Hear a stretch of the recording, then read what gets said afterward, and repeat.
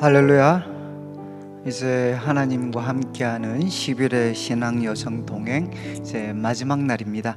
함께 찬양을 드리도록 하겠습니다. 찬송가 28장 복에 거는 강림하사 같이 한번 찬양을 드리겠습니다.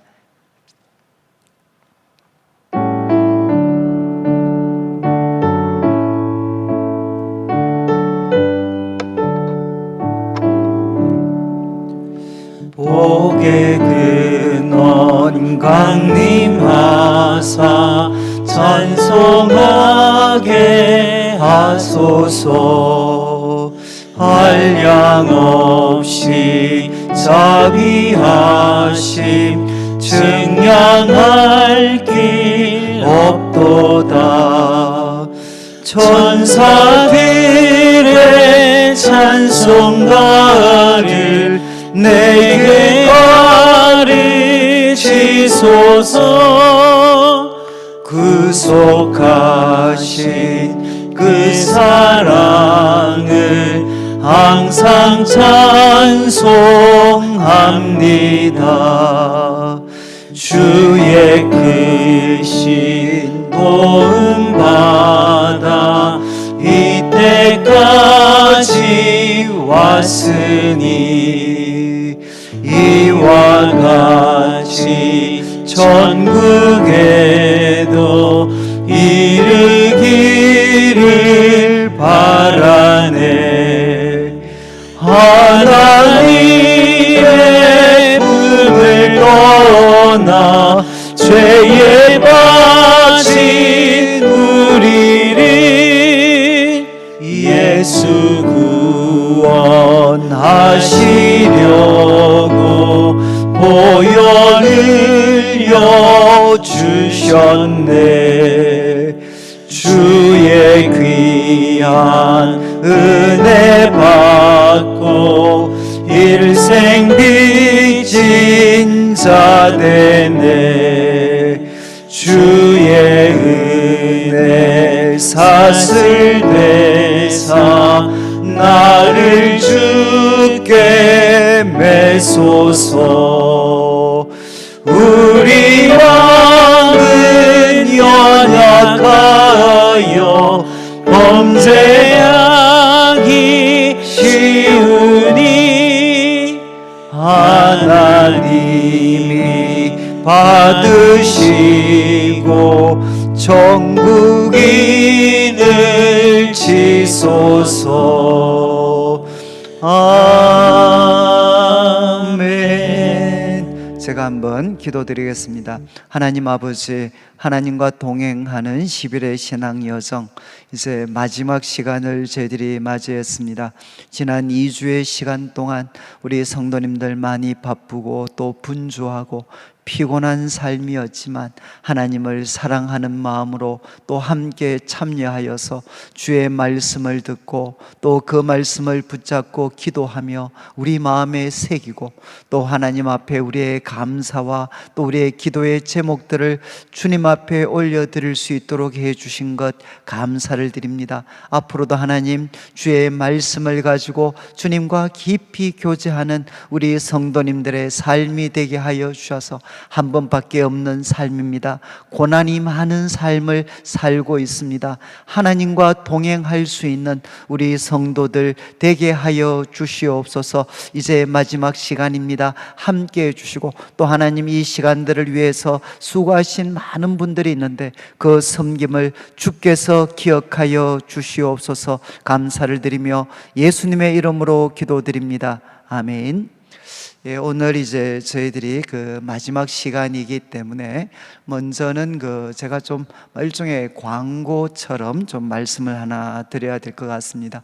이제 좀 적지 않은 분들이 이제 저한테 좀 질문을 하신 게 이제 동행을 이제 마치고 나면 우리가 좀 어떻게 해야 되나? 이제 하는 그 질문들을 이렇게 많이 하셨습니다. 많이 하셨는데 제가 이제 이 동행 이 시간을 시작을 할 때 아마 첫날 이렇게 말씀드렸던 것이 이제 이것은 또 우리가 하나님 말씀을 새롭게 배우는 시간이기도 하지만 이제 무엇보다 하나님과 깊이 교제하는 그 방법을 우리가 익히고 훈련하는 시간이다. 그래서 이 내용보다는 이제 훈련에 초점이 있다라고 이제 말씀을 드렸습니다. 그래서 저는 이제 우리 성도님들께서 이제 오늘로서 이 시간은 마무리가 되겠지만 이제 앞으로 또 우리 성도님들께서 주일날 말씀을 들으실 때 이제 아무래도 이 말씀이 우리 예친 성경 공부라든가 또 우리 소그룹 나눔과도 많이 연관되는 경우가 있습니다.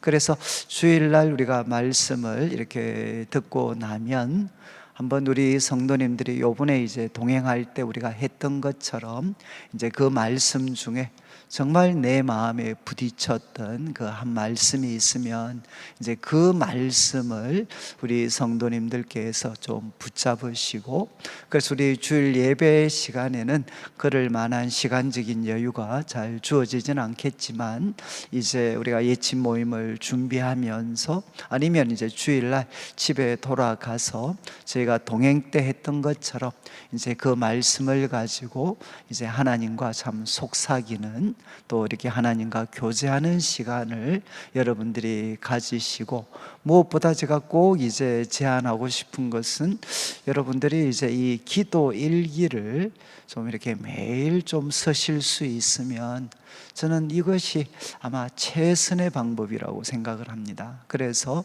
이제 주일 말씀 중에 참 자기 마음에 부딪혔던 것을 하나님과 좀 조용한 시간을 통해서 이제 우리가 한번 숙고하고 또 이제 감사도 하고 또 우리가 하나님 앞에 회개도 하고 간구도 하고 이제 이런 시간들을 가지고 또 그때 가졌던 하나님으로부터 친밀한 말씀들, 그리고 또 우리 마음을 누르게 하는 그런 기도의 제목들이 있다면 그런 일기를 통해서 여러분들이 매일 좀 이렇게 꼭 한번 메모를 하시고, 그리고 그 중에 가장 중요한 내용이 있으면 이제 하나님과 참 이렇게 참 안식하는 그런 시간들을 여러분들이 일주일에 한 번은 꼭 가지실 수 있으면, 그래서 제가 이제 예친 성경 공부도 앞으로 조금 마지막 문제를 이런 형식으로 좀 조절을 앞으로 좀 할 생각입니다.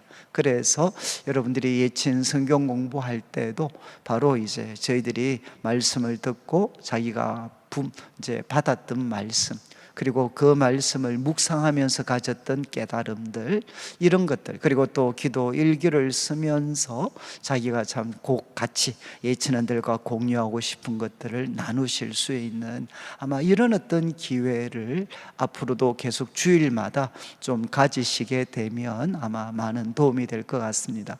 그리고 이제 새벽 기도나 또 경건의 시간을 진행하시는 분들도 이제 말씀을 듣고 깨닫는 것은 종전처럼 똑같이 하시지만 이제 여러분들이 매일이 어렵다면 한 이틀에 한 번 아니면 일주일에 한 2번 정도는 이제 들었던 말씀 중에 마음에 부딪히는 것이 있으시면 꼭 이렇게 참 하나님과 좀 이렇게 교제하는 시간을 가지시고, 그래서 저는 이제 이 기도 일기를 한 이렇게 매일 좀 여러분들이 말씀을 중심으로 해서 서가시는 이런 훈련들을 하면 앞으로 이제 영적인 그런 생활에 굉장히 많은 도움을 얻을 것 같습니다.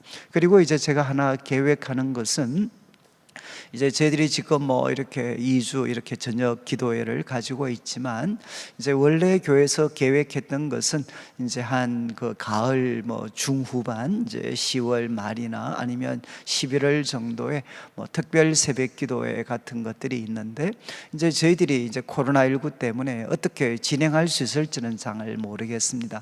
그런데 혹시 이제 우리 성도님들도 그러시고 모든 여건들이 이런 어떤 순서를 새벽 새벽이든 아니면 지금처럼 밤이든 진행할 수가 있다 그러면 이제 특별 새벽 기도회 때 이제 그 서신서 중에 하나, 우리 성도님들이 잘 아시는 좀 서신서 중에 하나를 택해서 이제 지금 우리가 진행했던 방법으로 아마 특별 새벽 기도나 아니면 뭐 특별 새벽 기도회를 제가 한번 좀 진행을 할까 그렇게 계획을 하고 있습니다.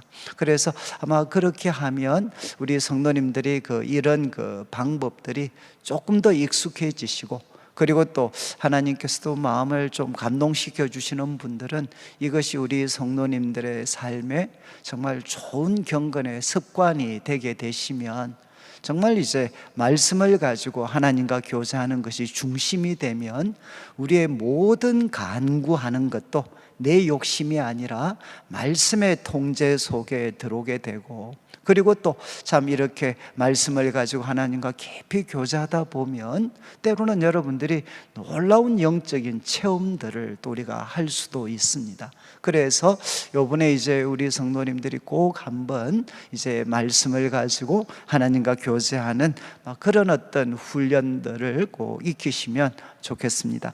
그리고 이제 두 번째 제가 좀 진행을 하려고 하는 것은 그렇지만 요번에 이제 10번 정도 이제 시편의 말씀을 저희들이 같이 묵상을 했습니다. 근데 왜 이제 이 본문을 정했는가라고 물으면 제가 특별히 할 말은 없습니다. 그러나 제가 읽었던 그 책 중에 하나 제목이 이런 제목이 있습니다. 마침내 시인이 온다라는 그 제목이, 책 제목이 하나 있습니다. 그러니까 이 구약을 연구했던 이제 브루그만이라는 학자가 썼던 책 중에 하나인데, 이제 마침내 시인이 온다. 그래서 이분은 참 이 시대에 정말 이 익숙함, 신앙의 익숙함에 젖어 있는 사람들한테 정말 그들의 익숙함을 깨트릴 수 있는 그런 선지자들이 중요하지만, 그러나 선지자들보다도 더 강력할 수 있는 사람들은 누구인가? 그들은 시인이다, 이렇게 표현을 하기도 합니다. 그래서 저는 참 제 개인적으로 이 시편의 말씀을 묵상하면서 저는 이제 학자가 기록했던 의도가 정확히 이렇게 제가 생각하는 거하고는 조금 거리가 있을 수 있겠지만 이 시가 가지고 있는 놀라운 파괴력이 있습니다. 하나님 앞에 우리를 세우고 익숙함을 깨트리게 하는 그 놀라운 파괴력이 정말 이 시편 속에 저는 담겨져 있다라고 제가 경험도 했고, 그렇게 해서 요번에 이제 우리가 하나님과 좀 가까이 하는데 아무래도 이 본문을 사용하는 것이 처음 이제 진행하는 우리 성도들에게 제일 그래도 좀 편하게 좀 접근을 할 수 있을 것 같아서 이제 이 본문을 정했는데 이제 순서는 조금 뒤에는 오락가락했지만 이제 10개 이 시를 여러분들이 꼭 한번 복습을 해 주셔서, 저도 이제 지금 제가 2주 동안 메모했던 것들을 한번 쭉 읽어보니까 정말 이렇게 좀 마음이 새로워지는 것을 느꼈습니다. 그래서 제가 한번 간단하게 이제 지난 열흘 동안의 말씀을 좀 정리하면, 이제 저는 이제 1편을 할 때는 여러분들도 한번 생각해 보시면 이제 저 같은 경우는 그렇게 기도했습니다. 이 말씀의 시냇가에 심겨진 인생이 되게 해 주십시오. 정말 이게 제 삶의 소망이었죠, 사실은.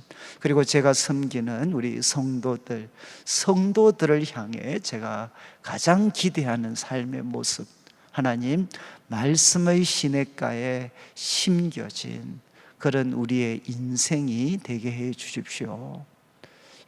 그리고 이제 두 번째 우리 2편을 우리가 묵상하면서는 제 마음에 참 감동을 주었던 것은 열방이 헛된 일을 경영하고, 그리고 또 이방의 왕들, 고관들이 하나님을 향해 대적을 하지만 그러나 하나님이 비웃으시는 모습들을 보면서 제 마음에 이제 요즘같이 교회를 향해 이렇게 세상이 공격을 하고 있습니다. 그런데 제 마음에 주셨던 하나의 선명한 감동은 하나님의 보호자는 흔들리지 않는구나.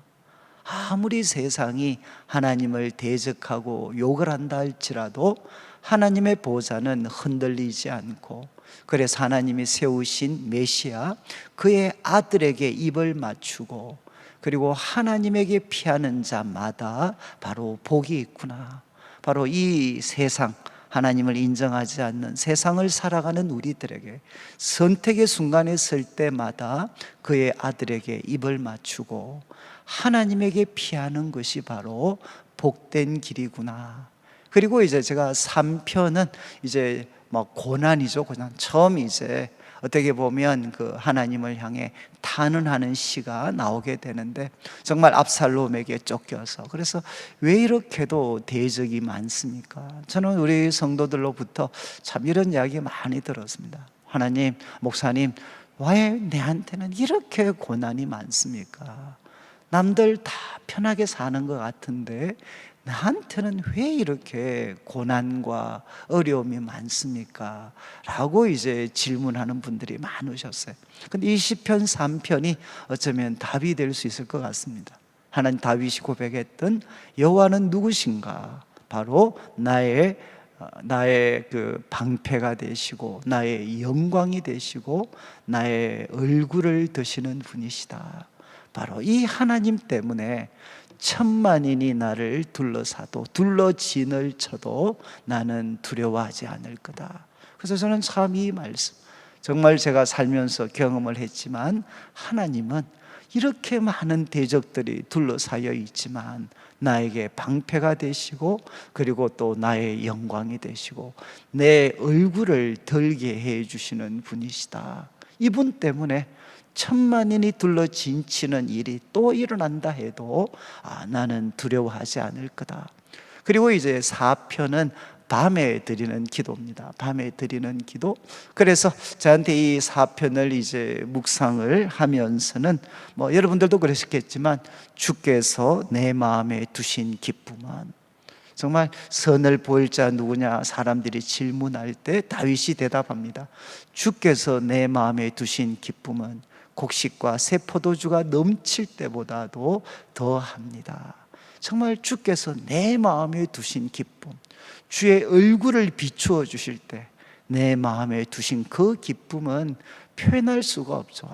내가 다시 회복해야 되는 것이 이것이구나. 그리고 이제 다윗이 침상에서 분노하지 말고 자신을 살펴라, 그러면서 이제 그런 저한테는 침상, 바로 홀로 있는 곳을 성소로 만들어야 되는구나.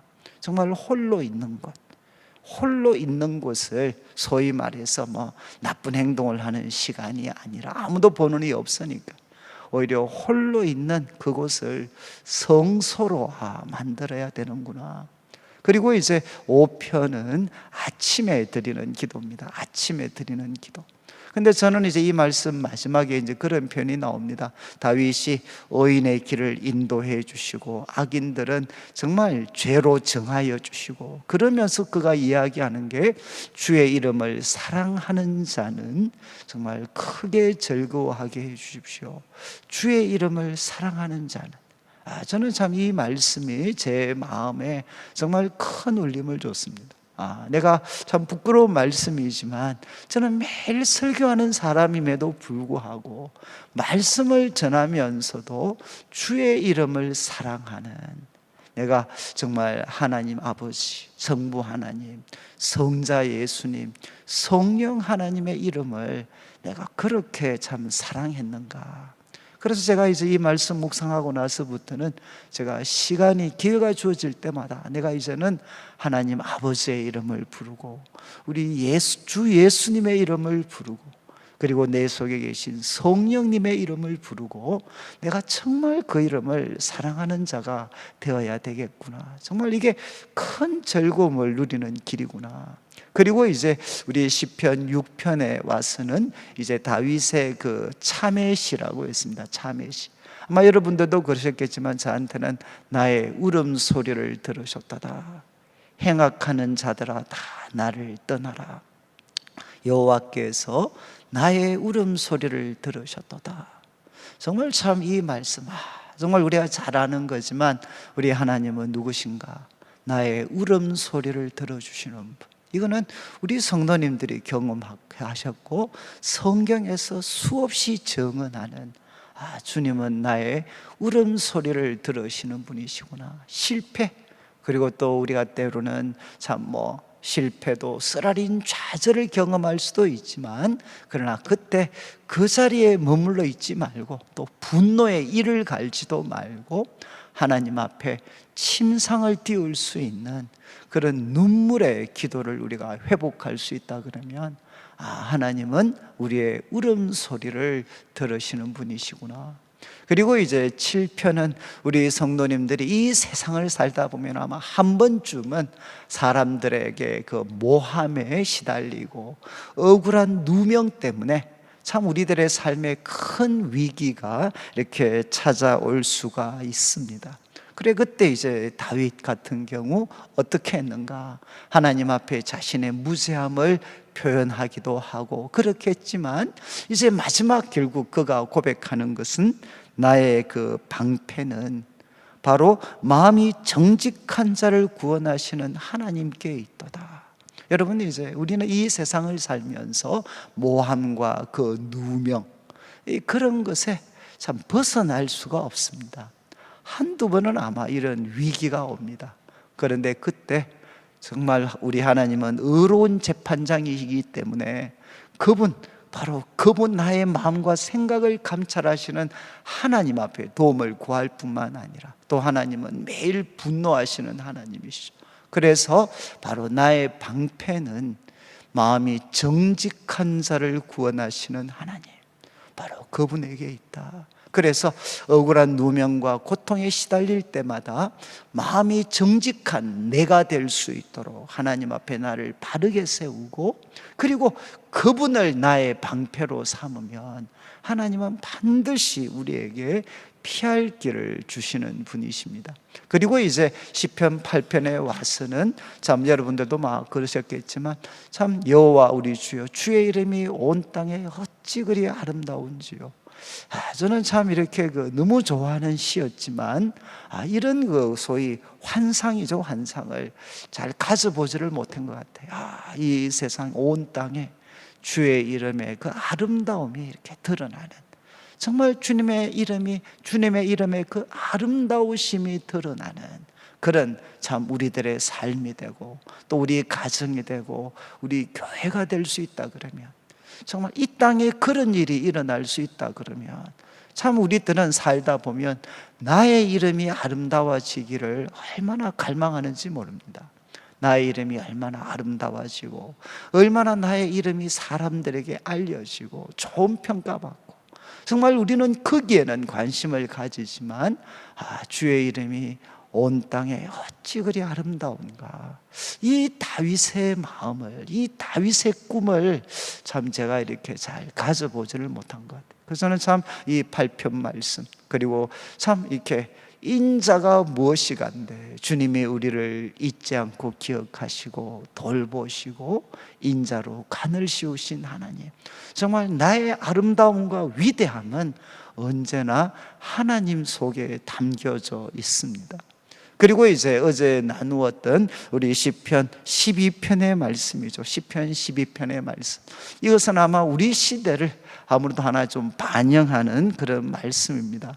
경건한 자가 참 끊어지고, 그리고 충실한 자가 참 사라지고, 그리고 이제 거짓과, 그리고 아첨하는 입술, 그리고 두 마음, 그리고 자랑하는 혀가 득세하고 있는 세상을 우리가 살아가고 있습니다.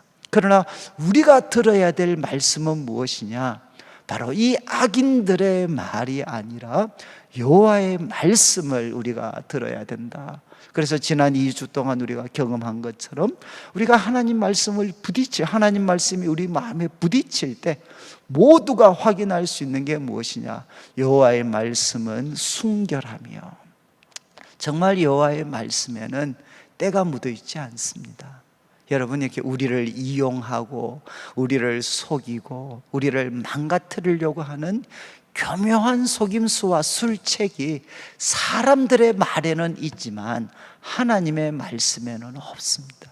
그래서 참 우리가 하나님 말씀을 받으면 기쁜 이유 중에 하나가 무엇이냐? 여호와의 말씀이 너무나도 순결하기 때문에. 그래서 다윗은 흑도가 네 7번 단련한 은과 같이, 이것은 순결하고, 그리고 이것은 그만큼 보배롭고 가치롭다. 그래서 정말 이 말씀을 우리가 붙잡고 우리가 살아갈 때 우리는 거짓이 득세하는 이 세상을 우리가 헤치며 나갈 수가 있습니다. 그래서 이 지금까지 제가 말씀드렸던 한 이 9편, 그리고 오늘 우리가 살피는 이 10편의 말씀만 여러분들이 다시 한번 정리하면서 여러분들이 받았던 말씀을 이렇게 좀 마음에 새길 수 있는 시간을 가지신다 그러면은 아마 정말 많은 도움이 될 것 같아요. 그리고 한 말씀을 붙잡으라고 했고, 그리고 그걸 기도하라고 했는데, 여러분들이 이제 기도하다 보면 제일 큰 고민이 이거잖아요. 자꾸 기도하다 보면 옆으로 셉니다. 옆으로 그냥 기도하다가 또 뭐 엉뚱한 생각을 하고 옆으로 새고.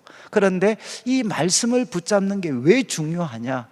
지금 기도가 끊어지고 기도가 방향을 잃을 때마다 바로 여러분이 붙잡은 말씀을 하나님께 고백을 하는 겁니다. 이거는 과거 수도원 때부터 가르쳤던 방법입니다.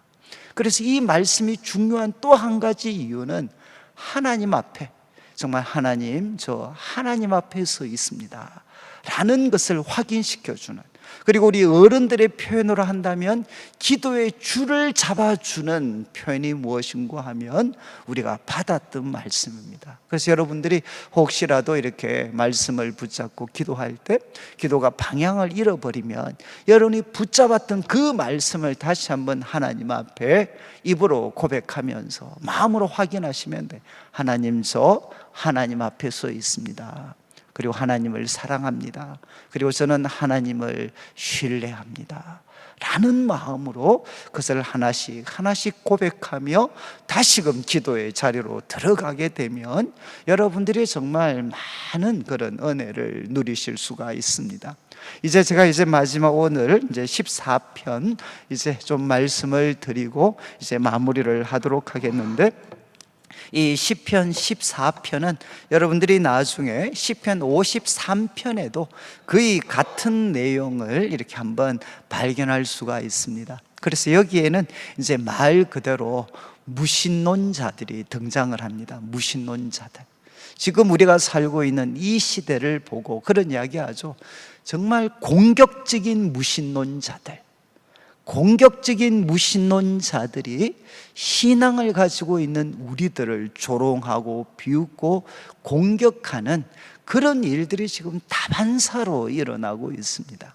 지금 다윗도 여러분이 무신론자들을 인해서 참 고통을 당했는데 그 고통 속에서 그가 어떻게 대처했는가 하는 것이 이 14편에 기록이 되어져 있습니다.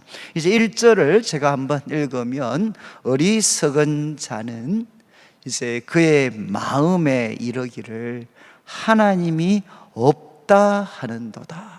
여기 어리석은 자가 등장을 합니다. 우리 히브리어로는 그 나발입니다. 나발. 여러분이 사무엘상 24장, 25장에 보면 아름다운 여인 아비가일이 있었는데 그의 바보 같은 남편 이름이 나발이었죠. 나발. 어리석은 자는 나발입니다. 나발. 나발은 뭐라고 이야기하느냐? 여기 중요한 표현은 그의 마음에 이르기를, 그의 마음에 뭐라고 이야기하느냐? 하나님이 없다 하는도다. 여러분이 좀 이해를 돕기 위해서 보통 우리가 무신론자들을 세 가지 정도로 구분을 합니다. 첫 번째는 어떤 종류냐 하면 윤리적 무신론자, 도덕적 무신론자들이 있어요. 이거는 뭔가 하면 이 세상을 바라보면서 이렇게 무고하게 고통을 당하는 세상을 바라보면서 결국 그들은 뭐라고 결론을 내리느냐? 바로 이런 부조리에 가득 찬 세상을 인정하는, 바로 허용하는 그런 하나님은 나는 절대로 받아들일 수가 없다. 하나님이 계신다면 어떻게 이런 일이 일어날 수 있는가? 이런 소위 도덕적, 윤리적 무신론자들이 있습니다. 그리고 또 하나는 지적 무신론자들이 있죠. 정말 많은 과학자들과 학자들이 정말 여기에 속할 수가 있습니다. 정말 그들은 하나님이 계신다는 그 명백한 증거, 정말 그들도 납득할 수 있는 명백한 증거를 한번 우리한테 제시해 봐라. 그리고 우리가 하나님이 계신다고 제시하는 어떤 증거들의 그런 허구와 부족함들을 다 들추어내면서 이제 그들이 지적으로 하나님이 계신다는 것을 받아들이기를 거부하는 사람들이 있습니다. 이 사람들은 이제 지적 무신론자들이죠. 그런데 오늘 시편에 등장하는 사람은 좀 이렇게 저는 이게 우리나라 말로 표현하기가 좀 이렇게 정확한 좀 표현이 없어서 그냥 마음 무신론자들. 여러분 지금 여기에 등장하는 게 바로 그런 사람입니다. 뭐라고 이야기하느냐? 마음으로, 그의 마음에서 이야기한다는 거죠. 하나님이 없다. 이 말은 무엇이겠습니까? 말로는 하나님이 있다고 이야기할 수 있습니다. 말로는 나 하나님 믿는다. 그래서 이 시편 14편을 연구하는 사람들의 이제 질문이 뭐냐? 여기 등장하는 어리석은 자는 이방인이냐? 아니면 이스라엘 내부 사람이냐? 그런데 전체적인 흐름으로 본다면 이스라엘 내부의 사람으로 보는 것이 훨씬 더 타당성이 있습니다. 개연성이 있습니다. 만약에 여기 나오는 어리석은 자가 이스라엘 내부의 사람이라면, 이스라엘 사회를 병들게 하는 사람이라면 그들은 마음으로는 하나님을 믿는다고 이야기하는데, 마음이죠, 마음. 그들만이 알 수 있는 그 마음으로는 뭐라고 이야기하느냐? 하나님이 없다는 것입니다. 여러분, 그래서 여기 등장하는 이제 무신론자는 윤리적 무신론자 아니면 지적 무신론자와는 구별되는, 어쩌면 가장 다수를 형성할 수 있는 마음 무신론자들이죠. 마음에서 하나님이 없다고 이야기하는 사람들입니다. 결국 이 말은 무엇이겠습니까? 마음에서 하나님을 밀어내는 사람입니다. 그리고 그 마음의 중심에는 누구를 앉히는 사람이냐? 바로 자기 자신을 앉히는 사람이죠. 바로 자기가 삶의 최종적인 목적이 되고, 바로 자기 자신이 모든 판단의 절대적인 기준점이 되는, 바로 그것이 여기 등장하는 어리석은 자입니다. 그래서 그들은 마음에서 하나님을 몰아내고 그 마음의 왕자에 자신을 앉힌 사람, 그런데 그 사람을 성경은 어리석은 자라고 이야기를 합니다. 그런데 이제 마음의 왕자에서 하나님을 몰아낸 사람은 어떻게 되느냐? 이것은 1절, 그 다음에 2절부터 4절에서 반복이 되는데, 그들은 부패하고 그 행실이 가증하다. 여러분, 마음에서 하나님을 밀어내면, 없다고 밀어내면 어떻게 되느냐? 그들의 행실은 부패하게 되고, 그 행실은 하나님이 보실 때 가증한, 정말 보는 것만 해도 혐오스러운 그런 행동으로 나아가게 된다는 겁니다. 그래서 선을 행하는 자, 정말 우리 인간을 창조하신 하나님이 기대하셨던 선이라는 건 좋은 것이죠. 좋은 것. 정말 사람이 행할 때, 하나님이 보실 때 참 좋은 것, 그 선을 행하는 자는 없다는 것입니다. 여러분이 이제 다윗은 이야기합니다. 어리석은 자는 하나님을 그 마음 중심에서 몰아낸 사람이다. 그리고 그 자리를 자기가 차지했기 때문에 그 삶은 어떻게 되느냐? 부패하고, 그리고 또 그 삶은 하나님이 보실 때 혐오스럽게 된다. 그리고 마음에 하나님을 밀어낸 사람들 중에는 선을 행할 수 있는 사람은 하나도 없다는 것입니다. 그리고 2절부터 4절까지는 1절은 다윗의 평가, 다윗의 선언이라면 2절부터 4절은 하나님의 선언입니다. 그래서 2절에 여호와께서 하늘에서 인생을, 이거는 아담의 아들들이죠. 아담의 아들들. 정말 여호와께서 하늘에서 아담의 아들들, 사람들을 굽어 살피십니다. 주목해서 살피십니다. 목적은 주님이 보려 하신 적 찾고 계시는 거죠. 하나님께서 하늘에서 굽어 살피시면서 그분이 지금 마음을 다해서 찾고 계십니다. 누구를 찾고 계시느냐? 지각이 있어 하나님을 찾는 자가 있는가? 하나님이 찾으시는 분은 누구십니까? 바로 지각이 있어. 이것은 뭔가 하면 건전한 판단, 신중한 사고와 바른 판단력입니다. 신중한 사고와 바른 판단력, 그 지각이 있어서 하나님을 찾는 자, 그러니까 하나님께 초점을 맞추면서 살아가는 사람. 그래서 지혜의 어떤, 예를 들면 잠언과 같은 성경을 통해서라면 이 표현은 어디에 해당하느냐? 여호와를 경외하는 자에 해당하는 거죠. 정말 하나님 위에서부터, 하늘에서부터 굽어 살펴서 정말 찾고 계셔요. 누구를? 하나님을 경외하는 자, 지각이 있어서 여호와를 찾는 자. 이들은 누구와 대조됩니까? 1절에 등장한 어리석은 자, 하나님이 없다라고 이야기한 어리석은 자와 대조가 되는 사람이죠.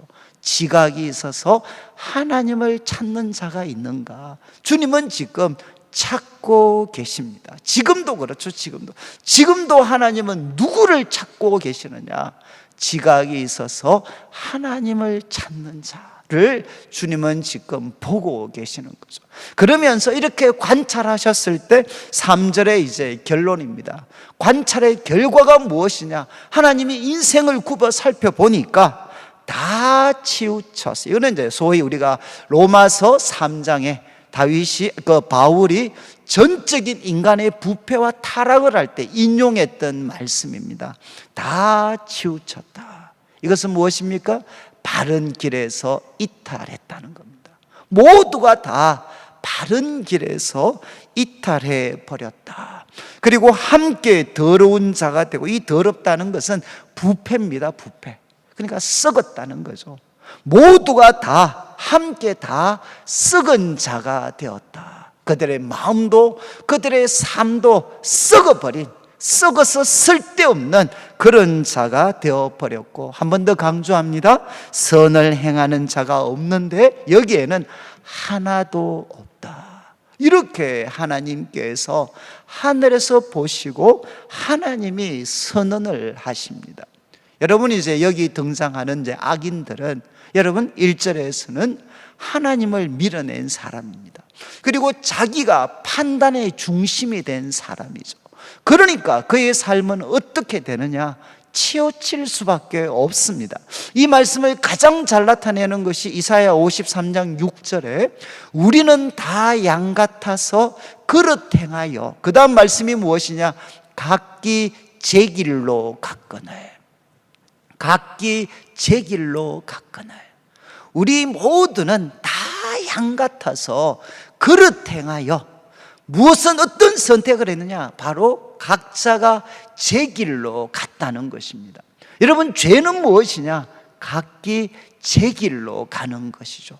그래서 하나님을 판단의 그 보좌에서 밀어내버리고 자기가 그 왕자에 앉아서 이제는 자기 길을 걸어갈 때, 그것이 현상적으로는 무엇으로 드러나느냐? 아름다움으로 드러나는 것이 아니라 치우침, 그리고 부패와 썩어 빠짐, 그리고 하나님 보실 때 혐오스럽고, 그래서 하나님을 밀어낸 사람들은, 그리고 자기가 판단의 중심이 된 사람들은 어느 누구도 하나님 보실 때 선을 행할 수 있는 사람은 없다는 것입니다.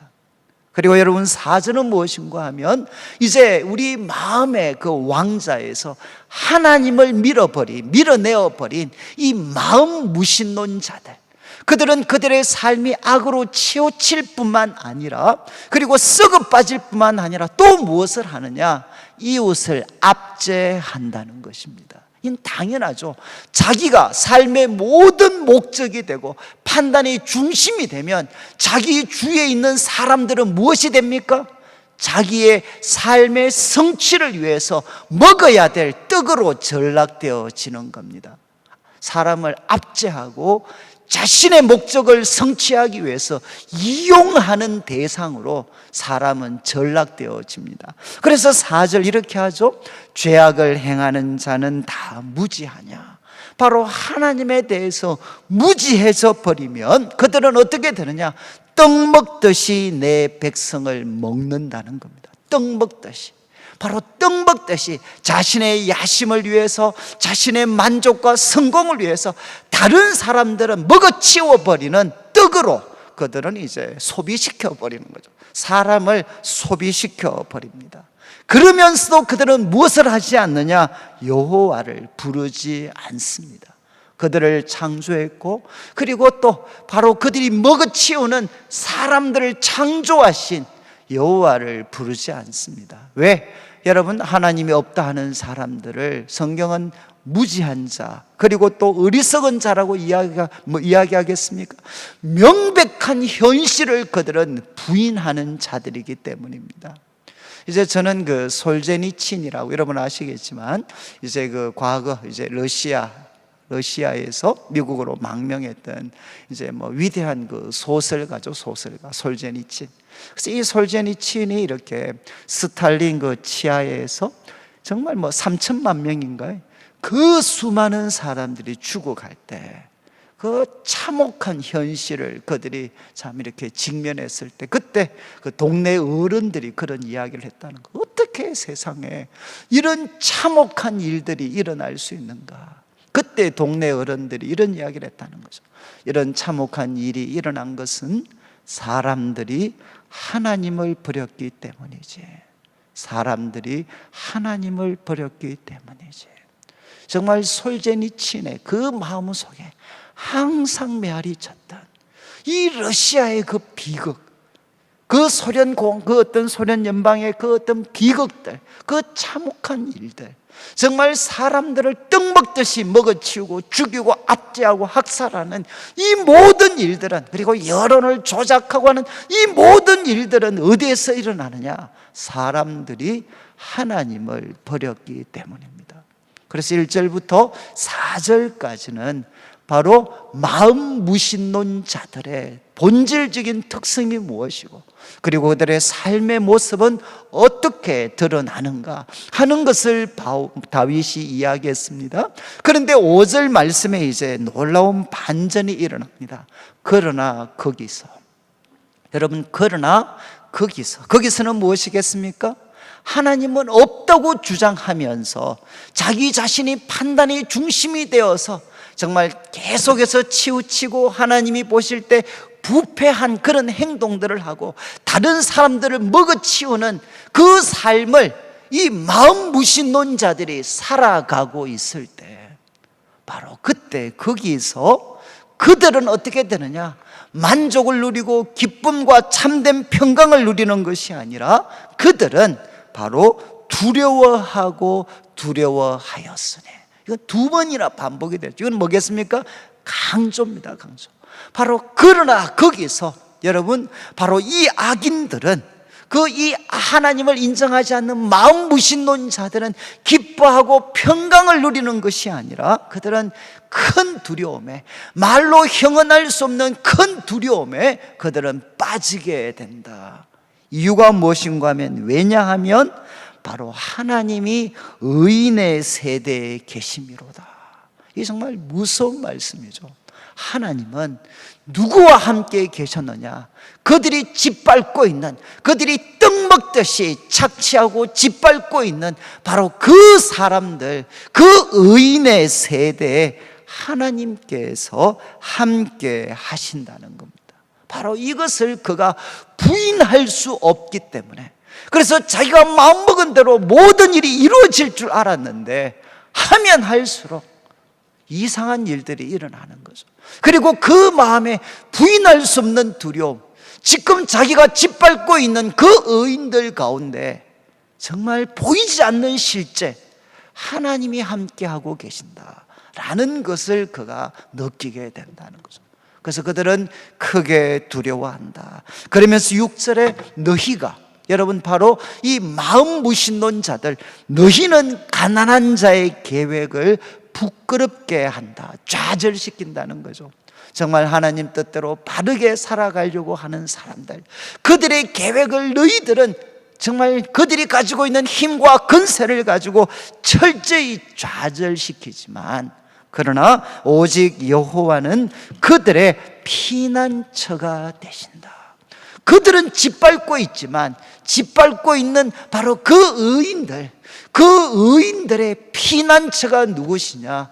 여호와가 되셔서 마치 애굽 지하에서 고통을 당했던 이스라엘 백성들처럼 짓밟으면 짓밟을수록 그들은 더 강력해지는 일들이 일어나게 된다는 겁니다. 그래서 마지막 이제 7절 말씀, 여러분 5절과 6절 말씀은 이제 의인의 피난처가 되신 하나님, 그리고 두려워하는 바로 마음 무신론 자들. 이제 마지막 7절, 이제 다윗은 하나님 앞에 기도를 드립니다. 여기도 좀 이렇게 비약이 있죠. 이스라엘의 구원이 시온에서 나오기를 원하도다. 여러분 아마 이 말씀 붙잡고 한번 기도해 보시면 참 좋겠습니다. 이스라엘의 구원이 시온에서 나오기를 원하도다. 여러분 시온은 어디입니까? 그러니까 다윗은 지금, 다윗이 이제 왕이 된 후죠. 지금 시온에서, 바로 하나님이 임재하신 그 시온에서 이스라엘의 구원이 나오기를 원하도다. 여러분 나의 구원이 나오기를 원하도다. 이렇게 다윗은 고백하지 않습니다. 마지막 마무리하면서 여러분 의인으로서 이렇게 하나님을 인정하지 않는 무신론자들에게 고통을 당하고 또 고충을 당하는 것은 다윗만의 경험이 아니라 바로 하나님의 백성 이스라엘이 가지는 공통의 경험이기 때문에 하나님 이스라엘의 구원이 시온에서 나오기를 원합니다. 그래서 참 저는 이렇게 우리가 어떤 이런 그 동행, 우리가 말씀을 가지고 하나님 말씀과 깊이 교제하면 여러분 반드시 일어나는 일이 무엇이냐? 여러분 하나님 말씀은 우리로 하여금 나 자신만을 위해서 살도록 절대로 가만히 놔두지 않습니다. 여러분 우리가 하나님 말씀에 부딪히면 우리의 삶의 방향은 나만을 향해서 집중되었던 그 어떤 삶들은 점점 무너지고 내 삶의 목적이 하나님을 향하고 그리고 이웃을 향하도록 그리고 하나님의 백성을 향하도록 이 말씀이 우리를 그렇게 몰고 갑니다. 여러분 다윗은 여러분 이렇게 고통받으면서 바로 시온에서부터 그 이스라엘의 구원이 나오기를 원한다. 하나님으로부터 나의 구원이 아니라 이스라엘의 구원이 나오기를 원한다. 그리고 또 이야기합니다. 여호와께서 그의 백성을 포로된 곳에서 돌이키실 때, 그래서 지금 뭐 바벨론 포로 이런 게 아니고요. 지금 그 마음 무신론 자들에게 수많은 하나님의 백성들이 지금 눌림을 당하고 그리고 떡 먹듯이 희생되고 있는 바로 그런 상황에서 하나님께서 자기 백성을 돌이키실 때, 여러분 구원은 하나님께 있습니다. 그리고 이 구원은 나에게만 주어져서 되는 것이 아니라 하나님의 백성에게 주어져야 되고, 그리고 하나님의 백성들에게 하나님의 구원이 주어질 때 야곱과 이스라엘은 즐거워하고 기뻐하게 됩니다. 이것이 무엇이냐? 하나님 백성이 가진 기쁨이죠.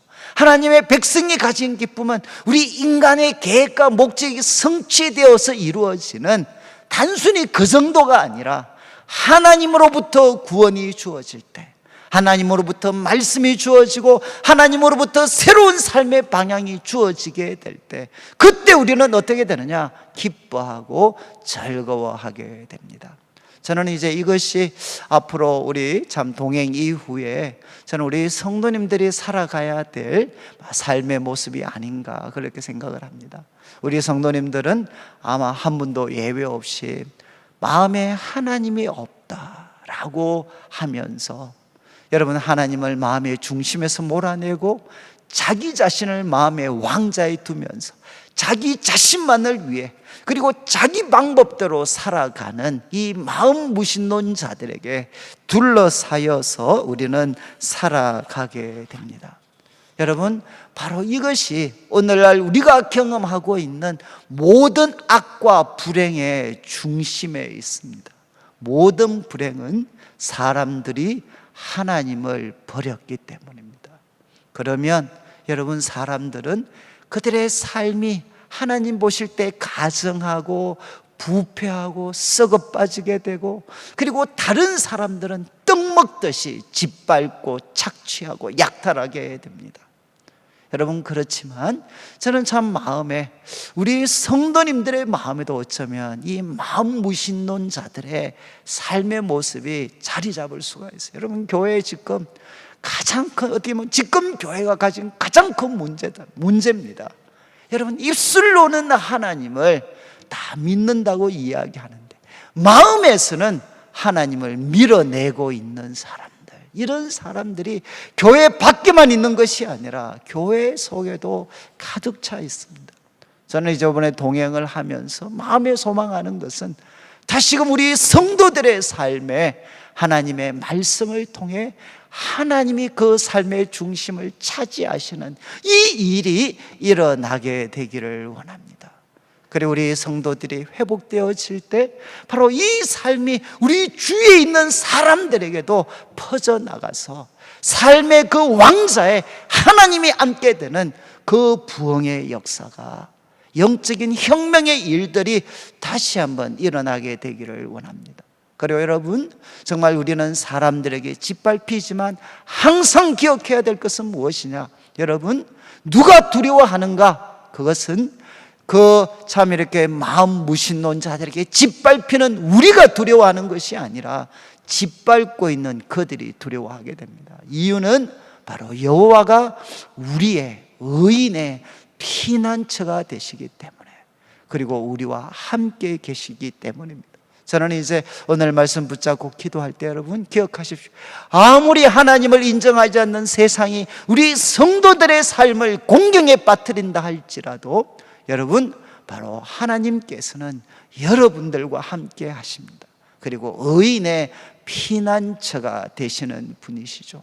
그리고 마지막, 세상은 여러분의 계획을 좌절시키지만 우리의 피난처가 되시는 하나님은 우리들의 계획들을 하나님의 방법으로 이루어갈 수 있도록 우리를 도우시는 분이십니다. 그리고 우리의 기도가 이제 나에게만 머물러 있지 않고 이스라엘을 향하고 하나님을 향하고, 그래서 다시 한번 주의 백성들 가운데 바로 주의 구원이 모두에게 베풀어질 때 바로 가지게 되는 이 하늘로부터의 기쁨과 즐거움이 우리 성도들의 삶을 가득 채우고, 그리고 주님의 몸된 교회, 주의 백성들을 가득 채우는 그런 놀라운 영적인 부흥과 회복이 우리 성도들의 삶에, 그리고 이 대우도성 가운데 일어나게 되기를 주님의 이름으로 축원합니다. 이제 우리 한 시간 한 15분 정도 우리가 들을 테니까 우리가 마지막 시편 14편 말씀 중에 하나님이 주신 한 말씀을 붙잡고 저희들이 같이 한번 하나님 앞에 이제 참 숙고하고, 또 우리가 감사하고 회개하고 그리고 간구하는 기도의 시간을 갖도록 하겠습니다. 우리 같이 기도드리겠습니다. 하나님 아버지, 하나님 아버지,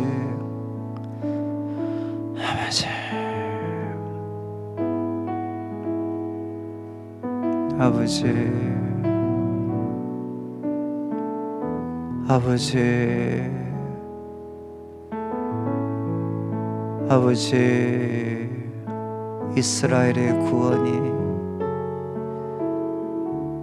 하나님에게서 나오기를 원합니다.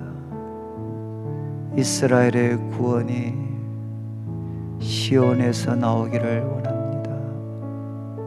아버지, 이스라엘의 구원이 하나님에게서 나오기를 원합니다.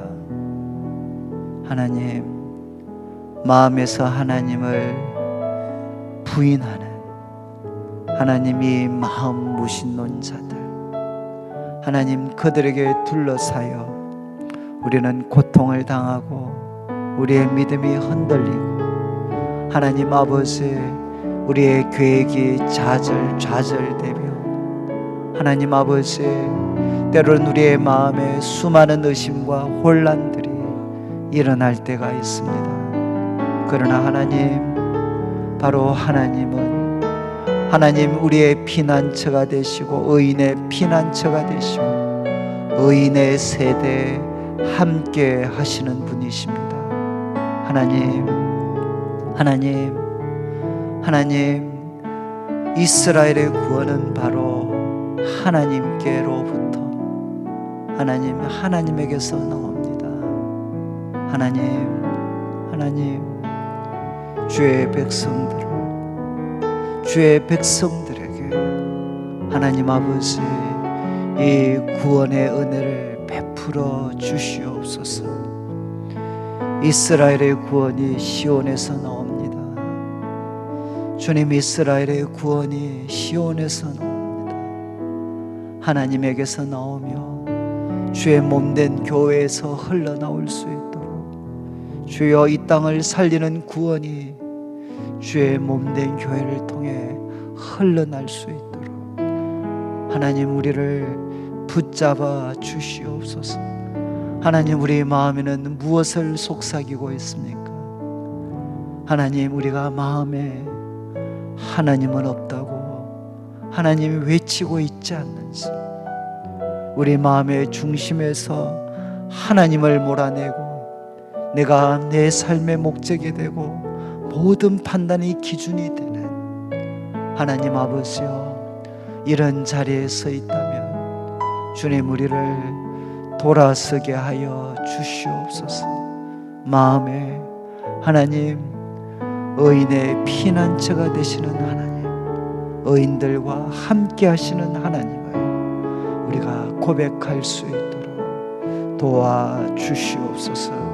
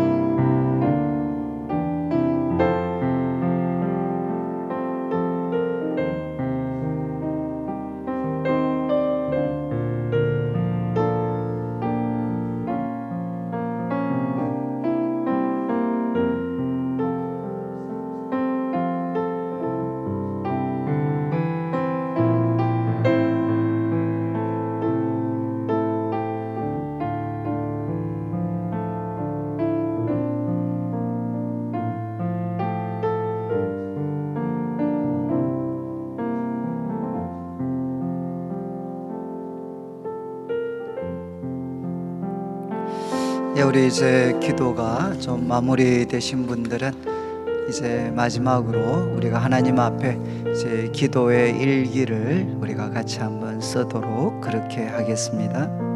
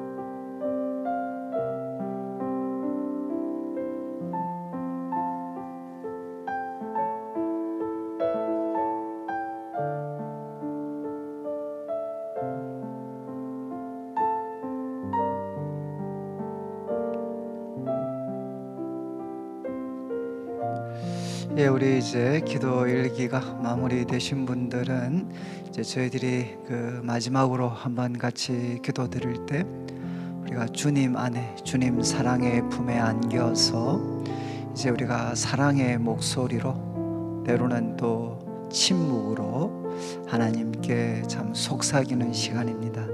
무엇보다 이제 2주 동안 우리에게 이런 귀한 시간을 주신 하나님께 감사를 드리고, 그리고 오늘 하나님께서 저에게 주신 분명한 말씀이 있으면 하나님 앞에 사랑의 고백을 드리고, 하나님, 저 하나님 말씀을 통해 하나님의 음성을 듣고 또 하나님과 깊이 교제하게 하여 주셔서 저의 앞으로 남은 한평생이 하나님과 동행하는 삶이 되게 하여 주옵소서. 어떤 상황에서도 지각이 있어 여호와를 찾는 자가 되게 해주시고, 바로 그런 나와 주님 함께 하시며 저의 피난처가 되어 주시옵소서. 그리고 이번 주일날 이제 4주 만에 이제 현장 예배가 재개가 됩니다. 하나님, 주의 몸된 교회를 지켜주시고 더 이상 우리가 코로나19 때문에 어려움 당하지 않도록 주님 예배와 우리 모든 성도들의 삶을 지켜주십시오.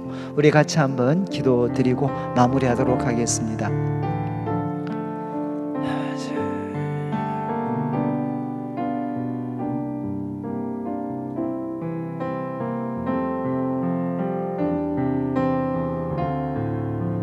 아버지,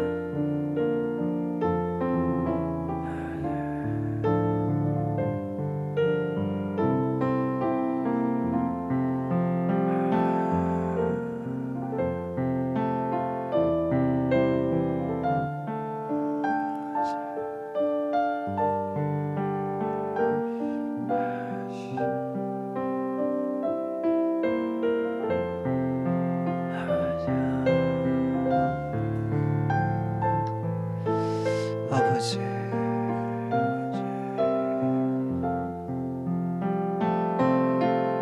아버지, 아버지, 아버지,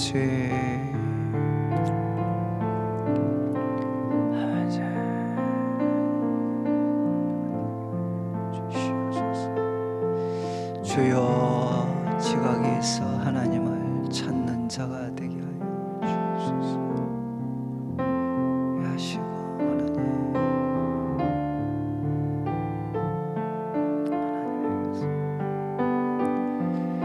아버지여,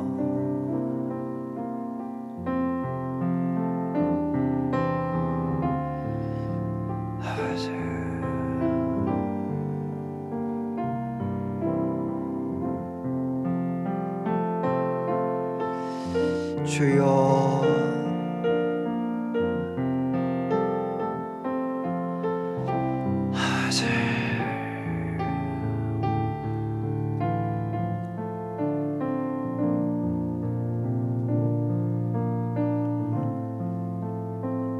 아버지,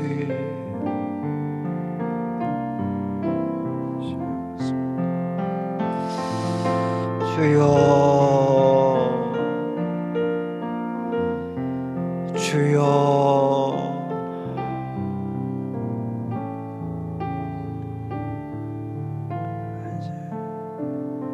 아버지,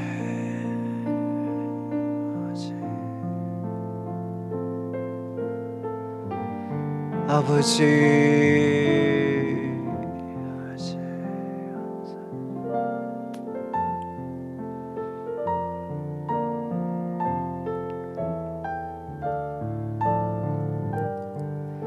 아버지,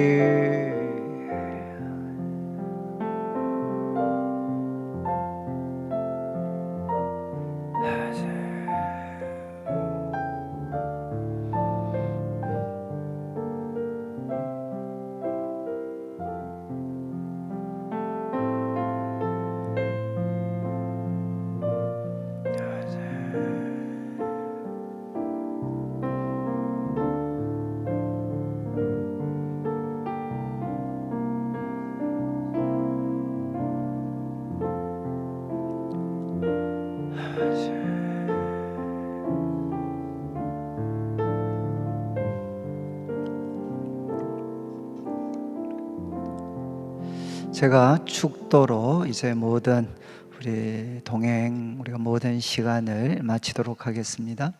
지금은 우리 주 예수 그리스도의 크신 은혜와 하나님 아버지의 극진하신 사랑과 성령 하나님의 감동감화 위로하시고 교통하심이 말씀을 붙잡고 하나님과 깊은 사랑의 교제를 나누어서 우리 마음에 하나님이 왕이 되어 주시고 모든 순간마다 하나님을 우리가 구하는 지각이 있는 자가 되어서 의인의 피난처가 되시고 의인과 함께 하시는 그 하나님과 동행하며 우리의 남은 한평생을 살아가기를 다짐하는 우리 모든 성도들 위해 요분줄부터 드려지는 또 현장의 예배 위에 지금부터 영원토록 함께 있을지어다. 아멘.